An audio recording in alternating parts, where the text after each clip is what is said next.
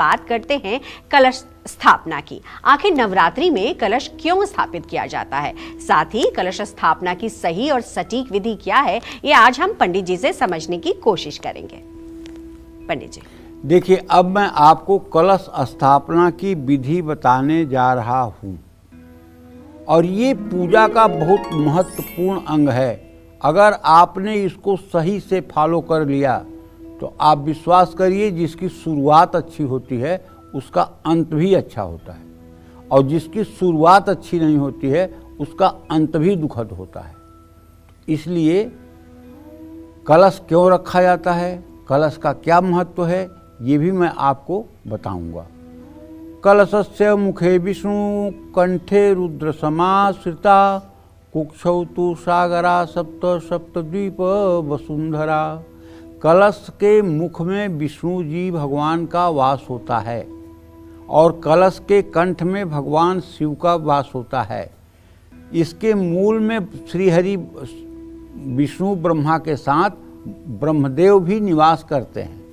कलश के बीच में दैवी शक्तियाँ निवास करती हैं। कलश में दिक्पाल देवता, सातों दूप, सातों समुद्र, सभी नक्षत्र, ग्रह, कुल पर्वत, गंगा जैसी पवित्र नदियाँ, चारों वेद निवास करते हैं। कलश में भरा जल क्रोध, मोह, माया और घृणा जैसी बुरी भावनाओं से हमें दूर रखता है।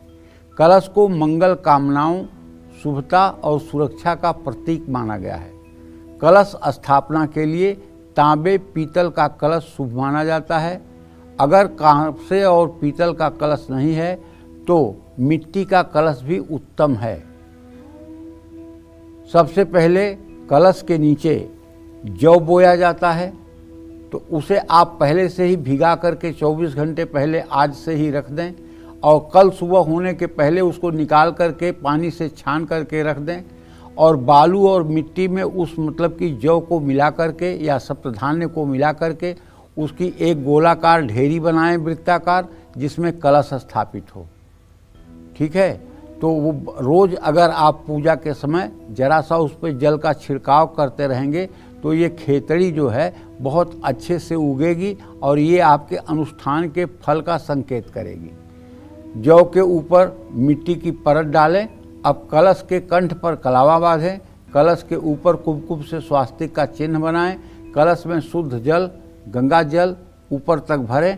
कलश में साबुत सुपारी, दुर्वा, फूल, इत्र, पंचरत्न और तांबे का सिक्का डालें। लोहे वाला सिक्का बिल्कुल मत डालिएगा, तांबे का एक सिक्का डालिएगा।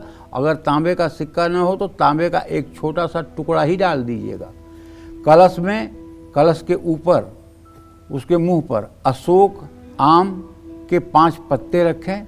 ऐसा रखें कि उसके ऊपर मिट्टी का करवा चावल में भर करके रखा जा सके।